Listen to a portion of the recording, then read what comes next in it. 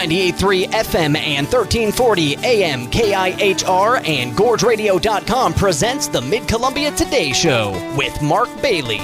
Special thanks to our sponsors, Skyline Hospital and Del Carpine Automotive. Now, here's Mark Bailey. Good morning. It is 8:04 on a Tuesday, the 11th of August. Mark Bailey with Cameron Eisenberg producing. Thank you for joining us this morning. Here's what we're doing today. Besides, kind of keeping an eye in case there's any fire information we need to pass on along to you. Usually, again, I've emphasized this over the years. I'll mention it again. I know people, especially if they're near a fire, get very antsy for updates. And we are into that stage with this fire. You're going to get updates once to twice a day. First one's going to come here probably in an hour or two. I've noticed the Grasshopper fire, I don't want to be critical, but they have been far later with their updates in the morning than other fires that I'm used to. Again, that's not me knocking them. It's just an observation. And you'll get one in the evening. And then, of course, last night it was a little more urgent because the Wasco County Sheriff's Office added a lot of evacuation advisories. I think the question I have right now, based on it all, is how much of that is precaution because of the wind, or did containment lines in the northeast part of the fire, did they not hold? And we're not going to know that until we get a report from these folks. So, anyway, when we get it, we'll pass it along to you. We will remind you again, though, Highway 35, this came a half hour ago. Highway 35 closed between the junction of Highway 26, 2 miles east of Garmin Camp and Hood River for ongoing hazard tree removal and fire crew activity. They reopened last night, but they had said there were going to be more closures for this. So there is nothing for the Hood River County audience. There's nothing that indicates anything has happened down in that Parkdale area, other than you're getting a lot of smoke, which stinks, I get. But there's nothing to indicate there's been any issues on Highway 35. The issue now is, because of the way the wind's blowing, it's the fire moving up toward that Duffer area. That is the issue right now. And when we get more, we'll pass it along to you. And again, as I've said before, they take daybreak, they take time. So got to get all the reports from all the crews, etc. That's why you don't hear from people right away. And I know we're in this era that you want information right now. Well, it doesn't work that way. At least not for credible information. You can go on social media and find out whatever you want about the fire. Whatever you want it to say, it'll say. That's what I've learned today and this week and over the years. But anyway, let's get to things here. Because Allison Williams, the River County Administrator, is here. Jeff Justesen, Wasco County Commissioner, will join us after the bottom of the hour. As far as days for today and what this day has meant and what it means at least to some people, this day in 1929, Babe Ruth became the first baseball player to reach 500 career home runs with a homer at Cleveland's League Park. 1934, the first federal prisoners arrived at Alcatraz. The island would be a home of over 1,500 prisoners over the next 3 decades, including Al Capone and James Whitey Bulger, before they closed it in 1963. 1965, rioting that claimed 34 lives and lasted 6 days broke out in the Watts neighborhood of Los Angeles. 1972, the last U.S. ground combat troops in South Vietnam left to return to the U.S. 1973, at a house party in the Bronx, 18-year-old DJ Kool Herc began extending the musical breaks of the records he was playing and speaking over the beat. This marked the unofficial birth of hip-hop music. I had not heard that story before. I cannot vouch for its authenticity. 1992, the Mall of America. This is the nation's largest shopping entertainment center. I don't know if it's still around or not. It opened in Bloomington, Minnesota. It was huge. It had everything, like at a water slide, I think, things like that. Similar one up in Edmonton, West Edmonton Mall. These tended to flourish places where, for a lot of the time, you did not want to be out in the outdoors shopping because it was cold, really cold. 1997, President Bill Clinton made the first use of the historic line item veto, rejecting 3 items in spending and tax bills. The U.S. Supreme Court later struck down the veto as unconstitutional. And in 2014, Academy Award-winning actor and comedian Robin Williams died in Tiburon, California, at the age of 63. Our days for today, it's annual medical checkup day today. Or would that be a wellness visit now? I don't know. I'm in the George Carlin camp on this one. It's a medical checkup. Enough with the wellness visits.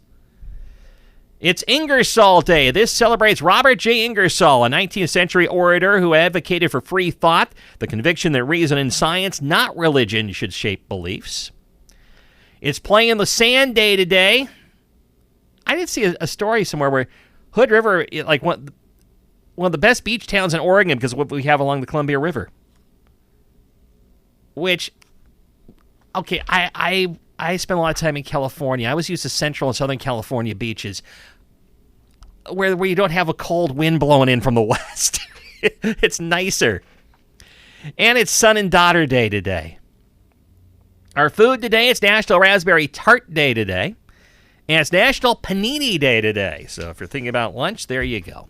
That's what we got for what it's worth. May not be a whole lot. 8:10, more coming up after this. Over 70% of Oregon's wildfires are started by people. One careless spark can destroy all that we love. It doesn't take much for a wildfire to ignite and spread quickly across our state's beautiful landscape. Everyday activities like mowing the grass or driving your car can spark a wildfire. Be extra careful this summer. Check weather conditions, follow posted fire restrictions, and keep fire tools on hand to be able to extinguish sparks or fires quickly. Sponsored by Keep Oregon Green. Go to keeporegongreen.org to learn more. Mid-Columbia Today is a public affairs program of Bi-Coastal Media Columbia River, 98.3 FM and 1340 AM KIHR and GorgeRadio.com. Now, back to Mark Bailey.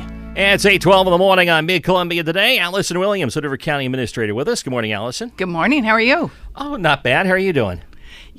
Surviving. Well, yeah, admittedly, there are a lot of people right now that feel like that. I know Hood River County was busy late last week with the fire issues. It's not as much so for Hood River County right now, but you keep an eye on it and you wonder. Well, it's constant monitoring for us, and the sheriff's on the fire on a daily basis, and from the proximity to our forest, which is a major asset to us.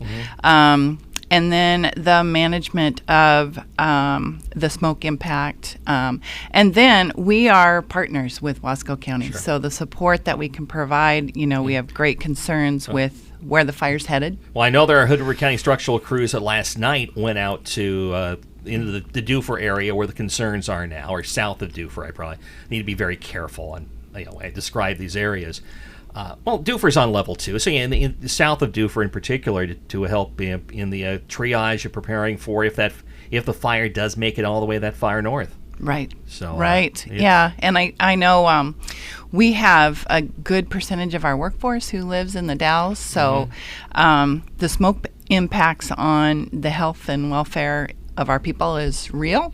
So yes, as a county administrator, watching things on various levels, let alone, trying to make a organization fiscally sustainable, which is a challenge. Which is what we're going to talk about here. You got the report last. Oh, I was when I was gone. Is when that report was in July. When you're handed, but we've been hinting at it for quite a while, and I don't think there's anything real surprising or shocking in it as far as. Indicated the county was already operating fairly lean. It brought some efficiency possibilities, but really efficiencies aren't going to get this done for the county, is it? I mean, it can nudge you that way, but it's not going to get you all the way there. I think it was really telling looking at the fiscal model and seeing how the different, when you added revenues or added efficiencies and looked at the long-term structure, we've got work to do on all fronts. And so, if the revenue measures aren't successful, then we have to look at doing business differently in some areas. And that's a countywide discussion. And so I know that the cities, the special districts, as we all are looking at that property tax base, there may be larger discussions ahead. And that was a note that Baker Tilly had. In a small county like this, you've often referred to our government a la carte. But the overhead associated with that and the efficiency and the coordination, what best serves our citizens. So and when I say government a la carte, I don't really say it nastily because measures 5 and 50 force this. I mean, Yes. there is. I keep saying there's going to be a reckoning for this state eventually. That you're going to have to look yourself in the eye and go, does 5 and 50? It may have been good for 50 years ago. Is it good today? And Right. my vote is no, but I'm probably in the minority on that to an extent. But let's talk about a little bit some of the ideas. Then there was a work session last week. Right. And you're going to follow up on that during the county commission meeting next week. Mm-hmm. And it got into the revenue part of this. It did. And what the county can do. It's settled on a few things. I'll let you kind of go through them. I think there were 4 in particular the county staff has been told to concentrate on. Right. In fact, when I went through my notes, I realized I didn't know what the 4th one was based on how the meandering went. A couple of which, as I've said, I think we've been down the road before of, though. But I guess first, just tell us the 4. Sure. And I would just preface this, our conversation before we went on the air. Yeah. In Oregon, the options are small. Yeah. And so I think people would say, well, wait, I've heard that before. Yeah, I'm one of them. I'm absolutely one of these people. And I have been in government service a long time, and sometimes it's a matter of timing. Your population and demographics may change, and they may value something differently than it was valued a decade ago. And so the prepared food and beverage tax, of course, was an option, and that was based on we being a small county, and we handle over 4 million visitors a year, and from a public safety standpoint, from a forest trails standpoint, from a health and welfare standpoint, that is a huge impact to us. And so that is an option that at 6% would generate about $3.1 million. There was the option of revisiting the public safety levy. That conversation transitioned during the August 3rd meeting, because really, what do we need to do long term? And so that transitioned to a public safety district, and that takes some additional work and exploration in terms of setting that level and understanding what would go into that. Maybe we should explain the difference between what you have now. What you have now is a levy that is an operating levy that is helping funding what the county has. Yes. A district becomes its own thing. It becomes its own thing, yes. And so there are other counties in Oregon that have implemented a public safety district. Deschutes County is one of those. Statutorily, counties provide sheriff, and then how the public safety function takes place can be through a district. So that's another option. And now it also sounds like that would also possibly start to entail more things than the levy does. Because the levy was really about, in a lot of ways, the patrol levels, and also it freed up money for the general fund. I mean, there was a trickle-down effect on this, without question. Right. This, a district, now you start getting into talking about, do you include NORCOR costs into it? I mean, maybe you start getting into the city and county merged services. We've been down that road before, by the way, and union contracts really, it appeared to be, we're going to be a big hurdle to that. That could involve a whole lot of other steps, couldn't it?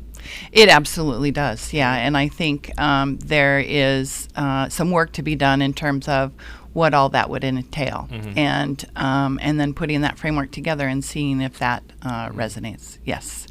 So and then there were 2 others there. Yes. Those were the big 2, I will say. They are.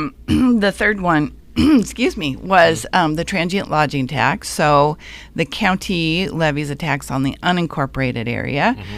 We have the ability, and several other counties do this, they overlay a transient lodging tax on top of the cities. And so we know that's a significant source of revenue for particularly the city of Hood River, and so that could be opportunity there.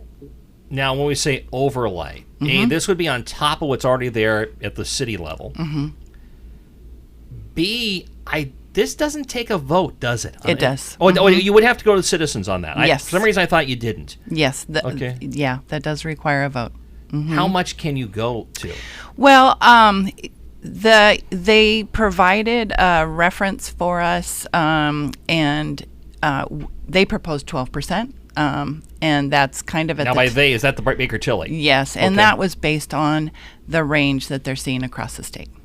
Now, when we say 12%, we're talking about 12% total with everything, or the Total. count? Oh, total. Okay, not 12% on top of what's No, there. no. Because even I'm going. That's a shocking number at that point. Right. No, it is. We currently levy 8%, as does Okay. the city. All right. So it would be laying an additional 4% All over right. the top.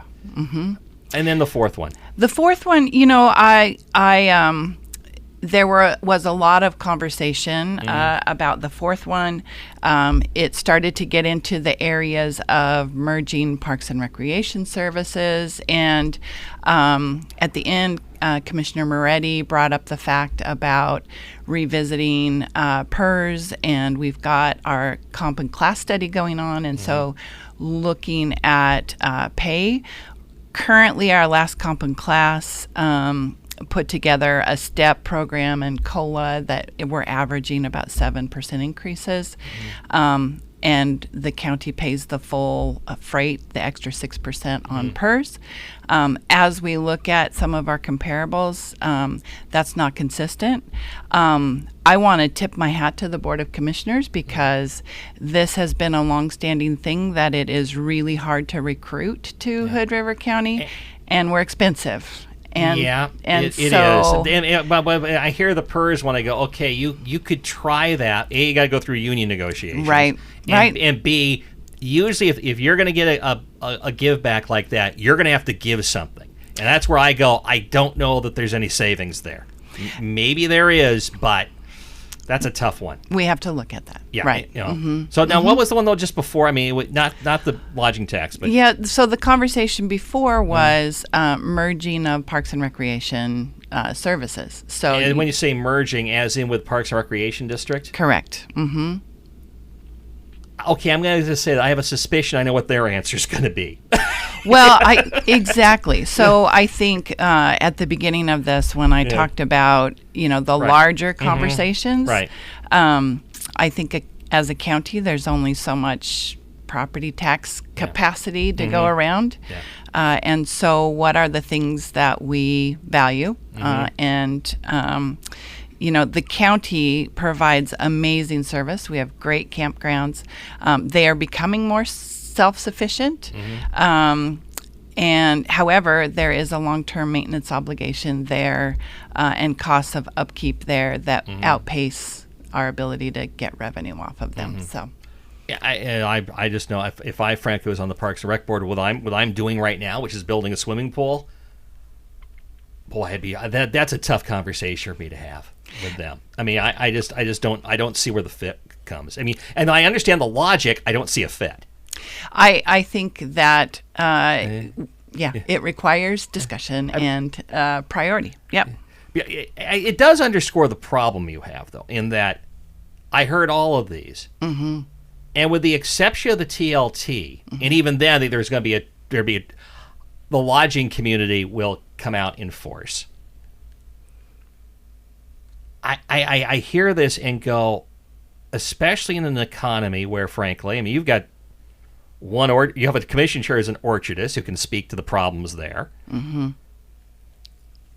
It's a tough ask regardless of whatever you decide, whatever the option the commission would go with, because, frankly, right now, it is. I would hate to go out for a money measure right now. I mean, because frankly, it's gotten. I think the picture is more pessimistic than it was when the pool got voted on in May.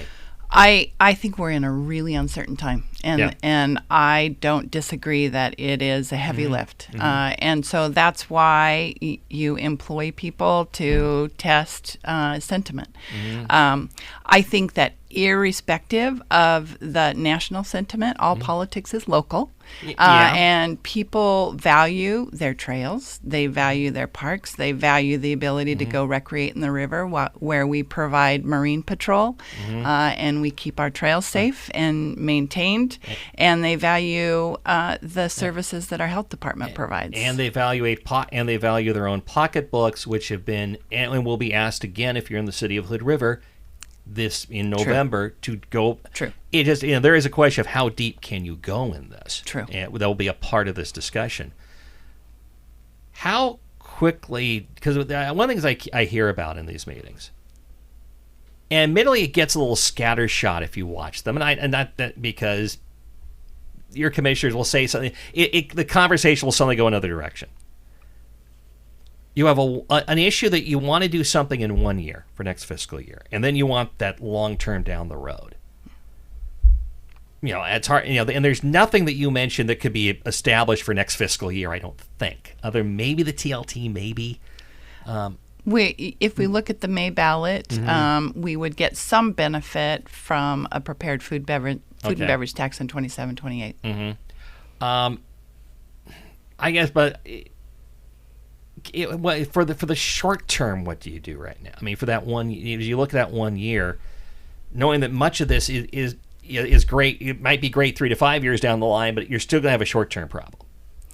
Well, so first of all, within this short term, we have asked the board about shooting for the May election, which would be during this fiscal year. Are you concerned about, to be honest? I mean, I watched the methodical process the city of Hood River has gone through. I've watched Hood River County School District and their success of the ballot, how methodical it is. Is there enough time to get on the May ballot and have an effective campaign? We will definitely put that together. And so we have talked with polling firms and would put that process together this fall, have community conversations this fall.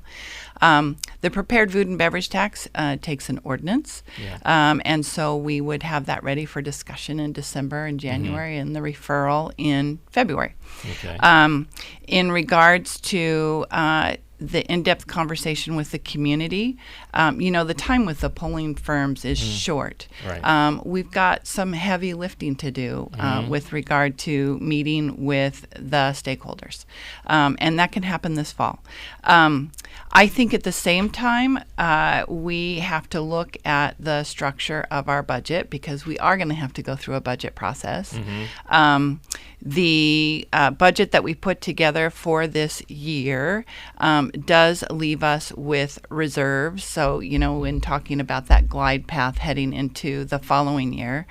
And so I think we have a tough budget process because we are going to have to propose a budget that meets the expectations of the Budget Committee and the County Commission before that May ballot. So in answer to your question, it's a heavy lift. And so I think the internal scrubbing that we're doing is also happening right now. And so I expect that we'll be coming forward with some internal proposals later this fall that look at what we can do there. I only got a couple minutes left, but I do want to ask. I mean, we could spend all day on this, to be honest. There were like 6 or 7 steps that were like things that actually could happen right now. Can you outline maybe just briefly what those are? Sure. So a number of those items have been put into place, and so those are, doing the fee schedule comparison. And so that was already in play. We had some of this information early on as we put our budget together. So, looking at the user fees across the board and what we're charging for services. So that is a piece that we put into place for this year, and we'll go out and make sure we've done that holistically. The second piece is looking internally at how we're structured, how we're charging off internal services and making sure that we're getting all of the indirect that we can for the many, many grants that we receive. So if you look at the county's budget, the general fund is actually a small piece of the budget. There are a number of other services that we're carrying out in special funds. And when we watch us go through this over the years, we're not really in new territory, maybe more dangerous, but not new territory. Many of the things people come up with and go, oh, we could do without that, don't impact the county budget that much or at all. I mean, or they're grant supported, or things that you go, well, that doesn't really get us anywhere. I see what you're saying. Yeah, because I think that is why the focus is on the general fund. Right. The question, however, becomes the general fund has to operate. So in order to carry out all of these other special programs, You've got to have your central backbone strong. And I take emergency management, for example. So we get a small pass-through grant that supports emergency management. And we have a grant now that's supporting the wildfire mitigation coordinator. Given the current content, we want to support that. And in fact, we want to augment that. And we're augmenting it with public information. We need a couple $100,000 a year to make sure that program is sufficient. Well, there's another issue involved when we're talking about grants is what the climate is for grants right now, I think is up in the air from what I understand. Especially when we're talking about the changing at the federal and state level. And goodness knows that picture could change again within 2 years. I understand that, but that doesn't help you planning now. Well, it actually, I have to say that we are having some good success. Okay. Now, do you get a governmental level or is it more from the private level? It's federal level, federal and state level. And I would have to say that our federal delegation has really been working on our behalf. So we have put together several grant proposals that have been successful in this market. Bricks and mortar projects resonate no matter if you're red or blue. Well, you can always get something. This gets at you can always get something built. The question is, can you operate it? Well, and see, that's the other part of it. What I would say is with the structures that have been put into place, we're getting admin dollars out of these grants that help us support the backbone. Allison Williams, Hood River County Administrator, we will be talking about this for a while. Yes. Thanks for coming in. Appreciate it. You're very welcome. Thank you. 8:32 News is next. Big news from Downey's. Downey Sleep Center has officially merged with Downey Furniture, and now it's all simply Downey's. We're proud to offer a better selection of quality furniture, mattresses, window coverings, and exceptional customer service you've come to trust. Whether you're furnishing one room or your entire home, you'll find it all at Downey's. Check out quality brands like Sealy, Tempur-Pedic, and Lazy Boy in the Dalles and in Hood River. Downey's believes community starts at home, and we're there to support it with modern quality home furnishings. Coffee for Mid-Columbia Today guests is provided by Hood River Coffee Roasters, the gorgeous local coffee roasters, on Tucker Road on the Heights in Hood River.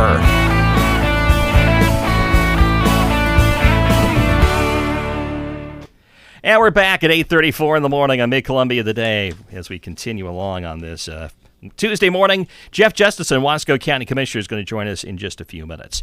The Grasshopper fire was very active through the night in Wasco County, leading the Sheriff's Office in Wasco County to increase evacuation levels as the fire moved north, including a level 2 get set notice for the city of Duffer.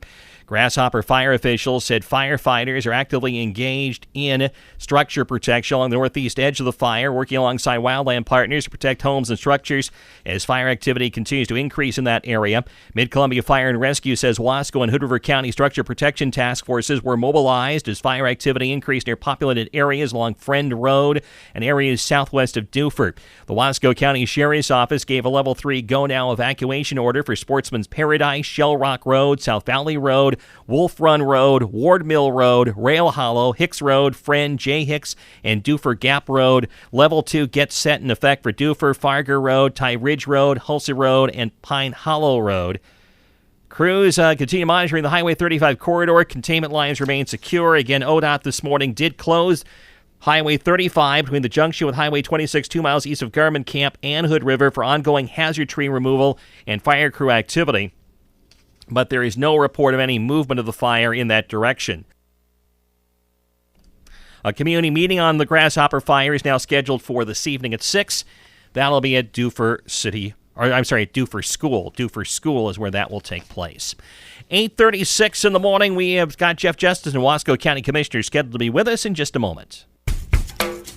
Hey, it's Zach from Del Carpino Automotive, where we specialize in keeping European rides happy. Audi, BMW, Mercedes, and even those tall Sprinter vans that look like hotels on wheels. We know them inside and out. And if you're wondering where we went, we didn't go far. We're just now 5 minutes from our old shop in our brand new location in the Upper Hood River. Same trusted crew, more space, and the same honest, family-owned service. Come see us at Del Carpino Automotive. European expertise and Columbia Gorge roots. Mid-Columbia Today is a public affairs program of Bi-Coastal Media Columbia River, 98.3 FM and 1340 AM KIHR and GorgeRadio.com. Now, back to Mark Bailey. And we are back at 8:38 in the morning, and our guest now is Wasco County Commissioner Jeff Justesen. Good morning, Jeff. Morning, Mark. How are you doing today? Oh, not bad. How are you doing? Well, it's been a little bit of a busy, stressful week, but, we'll get through it. Well, I just went through the information we had, at least coming into the morning with the fire. Is there anything you can add to it? I know a lot of concern down in that Duffer area in particular. Yeah, we got a couple of things going with it. One is there was a bit of a change last night. They upped some evacuation levels kind of over to Highway 197, kind of between Duffer and Ty Valley there, due to a bit of a jump in of a road in the fire of a fire break. So they were working on that last night. I will be at a meeting this morning at about 10:30 and kind of get a more detailed update about that from the fire crews. But I just know that we did update some of those evac levels. Our other concern and other issue going on is it is County Fair Week here in Wasco County. And while the fairgrounds are currently at a level 1, we have smoke issues to deal with and changing evacuation levels to deal with. So we're trying to keep that together and try to make sure that we get to put the fair on, but we also need people to be safe. So it's kind of a day-to-day, hour-to-hour thing right now, just keeping an eye on the fire. Trying to remember, Jeff, you're on the fair board, aren't you? I am. I am. A few years ago, the county did the option that statute allows to have a commissioner sit on the fair board. So I am on the fair board. So I've been helping some with the planning. Admittedly, staff and fair board members do a lot of the planning. I just do a lot of the oversight and kind of run the meetings and kind of help with that. Our fair manager, Chris Randall, has been doing a great job of learning his role because he's just been in since about April and doing a great job of learning it on the fly. But there's just lots of details with fair and then just this added concern of the fire. And again, just trying to coordinate with 4-H for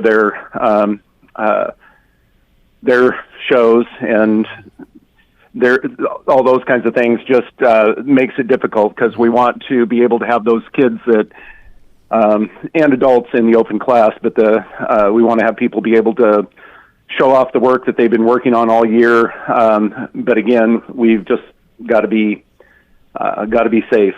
Well, one of the interesting things about this has been such an odd fire in terms of where evacuation levels tend to go is that while we've seen evacuation levels go up to the north and east of the fire, Ty Valley went down to level 1 yesterday from level 2. So, I mean, that kind of underscores how complex the decision-making is as far as how the fair advances. Yeah, no, for sure, Mark. And we've been, I've been in pretty constant contact with the sheriff and, again, the fire crews and just trying to make sure that, again, we're able to do it safely, but we don't want to make a decision too soon and cancel something when we could have something. But we also don't want to put ourselves in a position where we have thousands of people out there and we need to do last-minute evacuation. And that just as they lower that evacuation level in the Ty Valley area to 1, that event last night may put that at risk today. It hasn't yet, but typically the sheriff updates evacuation levels at noon each day. So we'll be watching for that, obviously. I mean, is there kind of a specific time, or how long you can wait as a fair board before making a decision? That's the $1 million question, Mark. We're looking. There's, we have vendors, we have exhibitors, we have rodeo, we have demolition derby, we have 4-H, we have open class, and each one kind of has their own kind of check-in time or their own time. We've been working very closely with Leah Lowe, the 4-H coordinator here. Sorry, Leah, if that's not your official title, but she's been working really hard to make contingency plans, again, to make sure that the kids that have livestock animals are able to show those, because, those are timed to just be right weight-wise and prep-wise during this time frame. So 4-H animals start moving in tomorrow. Vendors start moving in tonight and tomorrow. The 4-H static, so like the food, the sewing, the clothing, the flowers, everything that 4-H does is kind of today. Made a couple of alterations today for the smoke because move it from a 4-H building that doesn't have HVAC and climate control to another building on the grounds that does, so people can, again, be safe. Because it's not just it's not just the fire at this point. It's the smoke. The smoke levels have just been up and down out there in the fairgrounds area, and we've got a ton of volunteers that spend a lot of time out there, and they're going to be out there working if they doing what they can to make the fair go as long as the fair is going. So to circle back to your question about is there a time, there's really not anything in protocols that says, by noon on Tuesday we have to make a decision, but we need to make it sooner or later. And then, of course, the risk is we decide we're going through with fair and things get worse and we have to cancel in a hurry after we get everybody out there and then try to evacuate everybody. On the flip side of that, we cancel today. Again, I'm not saying we are, but if, for example, we canceled today, then all of a sudden they get control of the fire, the winds change, we don't have smoke, and it's a beautiful weekend out there, and we wonder why we canceled. So just, tough decisions, but again, ultimately the bottom line is going to be safety of the people that are participating, whether they're showing or whether they're volunteers or whether they're just out there enjoying the fair. Mm-hmm. Moving on to a couple issues that you dealt with last week as a county commission. And number one, you entering into a memorandum of understanding with Waste Connections, the folks who operate the Wasco County landfill. The access to the landfill and the roads and the public roads has been an open question for quite a while. It's well known that it needs work out there. You're entering into an MOU that's going to begin to explore the possibility of Waste Connections, building their own road, paying for it, and having their own private road out there. Yeah, so the MOU just really allows us and them to work together to identify potentially where a road's going to be and to work together on how that happens, because even if they were to build their own road, there's, where it would connect to the state highway, that would take our public works to be able to work with ODOT to make, an exit off the road.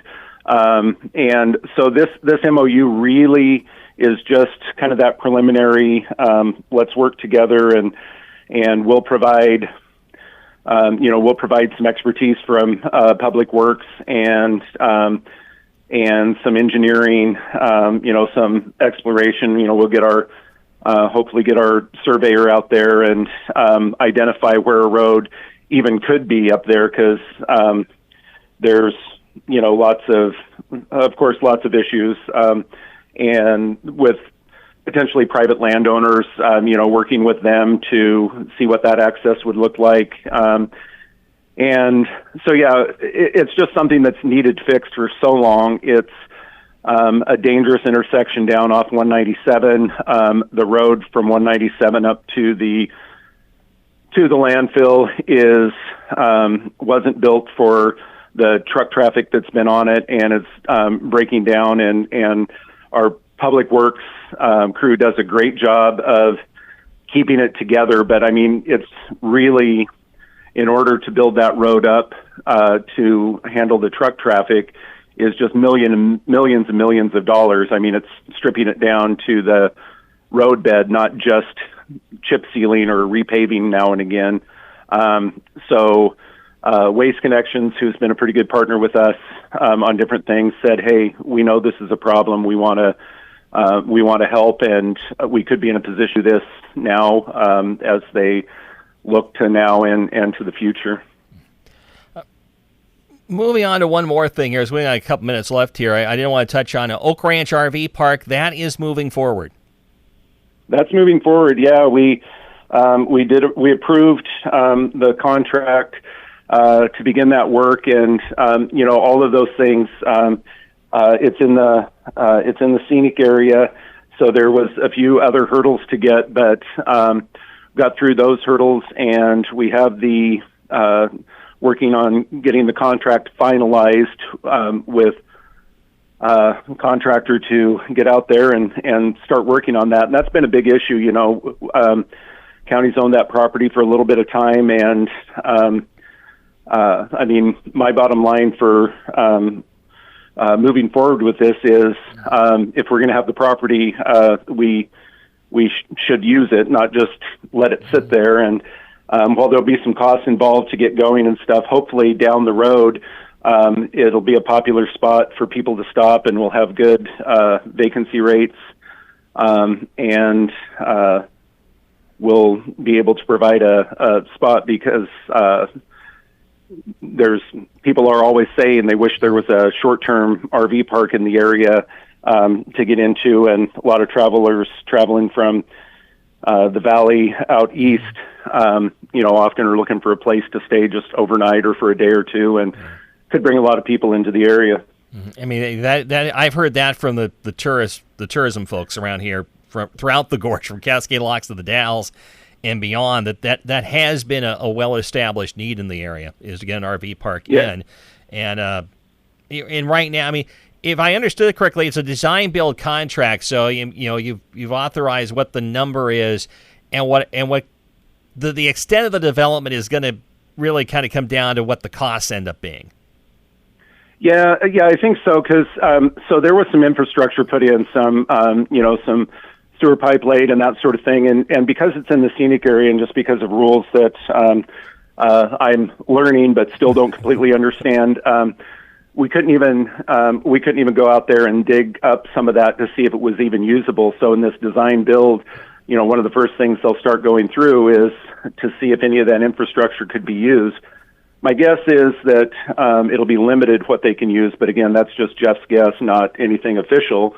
But they may get in there and find they can use more of it, which could save some cost, or they may have to just almost completely start over, which will kind of increase the cost. But and then there's things, there's that stuff that finishes it, like landscaping and planting some trees and putting fire rings and picnic benches in, picnic tables, all those kinds of things. While we've included that to hopefully be involved in the price, but it's kind of a work in progress. Wasco County Commissioner Jeff Justesen has been our guest. Jeff, thanks for everything, including the update on the fair situation and the fire. It sounds like we'll know some more late this morning. I hope so. All right, thanks, Mark. Hey, thanks, Jeff. Jeff Justesen, Wasco County Commissioner, our guest on the Mid-Columbia Today program. It is 8:52. We'll come back and wrap things up after this. Hey, Oregon, it's your cool dad. Let's have a little talk. I know. Every summer it feels like the same routine. Summer weather leaves our state hot and dry, and our outdoor activities can accidentally spark a wildfire. We just need everyone to make sure that doesn't happen, okay? Whether we're having a campfire, mowing the lawn, or driving the car, we just have to be careful. So let's put on that smoky hat and keep Oregon green. Did you know Skyline Health in White Salmon has its very own sports medicine doc superstar? That's right. Dr. Ryan Petering trained at OHSU, cared for professional Nike athletes, and even spent more than 15 years teaching other doctors how it's done. From sporting injuries to arthritis, he's here to help you move better, feel stronger, and keep doing the things you love. Want to live life to its fullest? Step right up and visit myskylinehealth.org. Skyline Health, world-class care right here at home.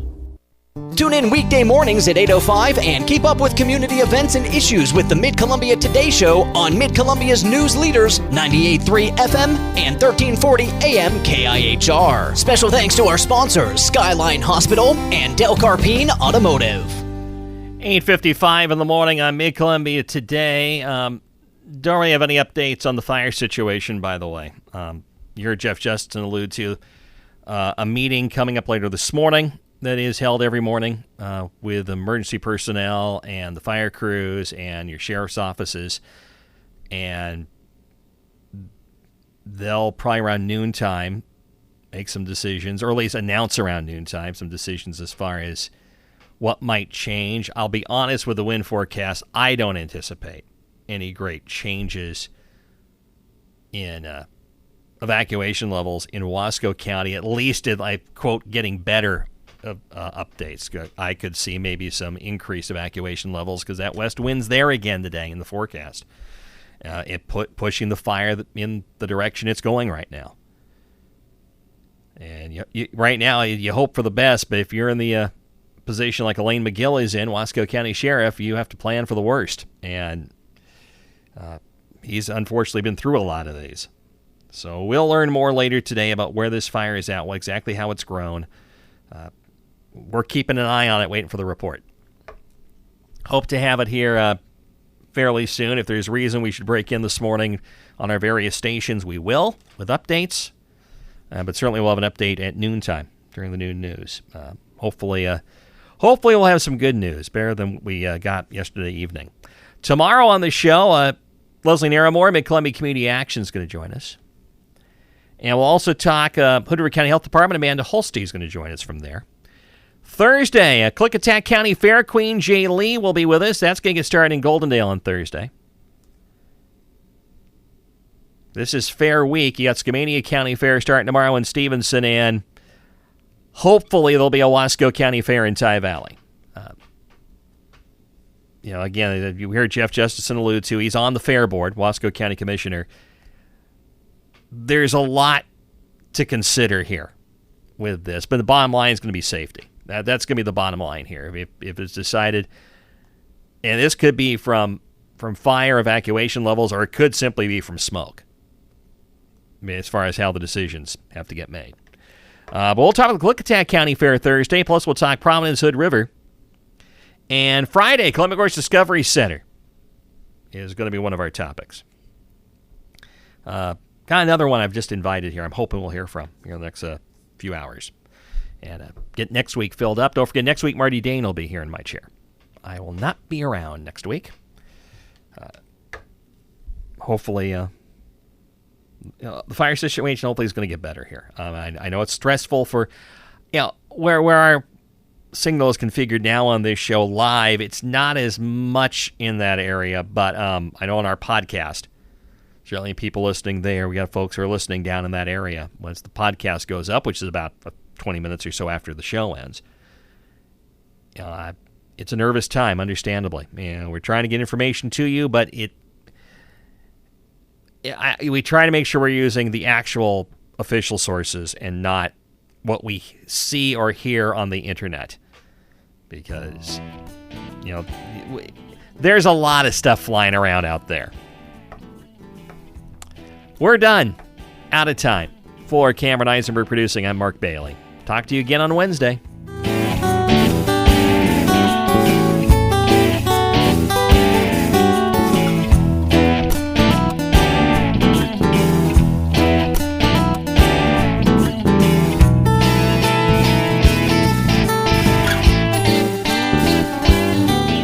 Mid-Columbia Today Show is a public affairs presentation of Bicoastal Media Columbia River. The views expressed on the program are not necessarily those of the station, parent company, or of the sponsors. We welcome your suggestions for future shows. Call us at 541-386-1511. Listen to Mid-Columbia Today where you want. Follow or subscribe to Mid-Columbia Today wherever you download your podcast to get the show delivered every day to your mobile device.